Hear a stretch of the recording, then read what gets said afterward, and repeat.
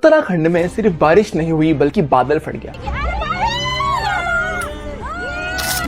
ये बादल फटना क्या होता है? किसी छोटे से एरिया के अंदर इमेजिन करो 100 mm की बारिश हो जाए, वो भी बहुत ही कम टाइम के अंदर, और एकदम से बाढ़ जैसी कंडीशन बन जाए बिना किसी वार्निंग के।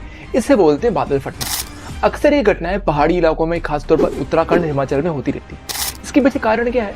एक्चुअली बंगाल की खाड़ी से जब मानसून हिमालय की तरफ जाता है तो जो मॉइस्चर वाली हवा होती है वो पहाड़ों से टकरा करके ऊपर की तरफ उड़ती है और कंडेंस हो जाती है, और इस वजह से वहां पर तुरंत बारिश होती है और बहुत तेजी से बारिश होती है। मतलब एकदम से ऐसा मान सकते हो आपकी पूरा का पूरा बादल अपना पानी छोड़ देता है एक साथ में, और उसके बाद जो बाढ़ आती है उसकी वजह से वहां पर लैंडस्लाइडिंग होती है और कुछ डेब्रिस बन जाती है, बहुत सारा डिवेस्टेशन होता है, और इन सबको मिलाकर के वहां पर बहुत ही खराब कंडीशन बन जाती हैं। लेकिन इस क्लाउड बस्टिंग के लिए सिर्फ और सिर्फ नेचर ही रेस्पॉन्सिबल नहीं है, बल्कि इससे जैसे ग्लोबल वार्मिंग बढ़ रही है उस वजह से एयर के अंदर मॉइस्चर का अमाउंट भी बढ़ता जाता है, और इस वजह से बादल फटने की घटनाएं अब आम हो चुकी है। यानी कि इसके लिए हम अगर चाहें तो खुद को भी दोष दे सकते हैं, और अगर हम चाहें तो इसको रोक भी सकते हैं by decreasing the global warming. साथ में ये भी ध्यान रखना होगा कि जो उत्तराखंड और पहाड़ी इलाकों का इकोसिस्टम है वो डैमेज ना हो, क्योंकि ये भी एक बहुत बड़ा फैक्टर है जिसकी वजह से सब चीजें बढ़ती जा रही है।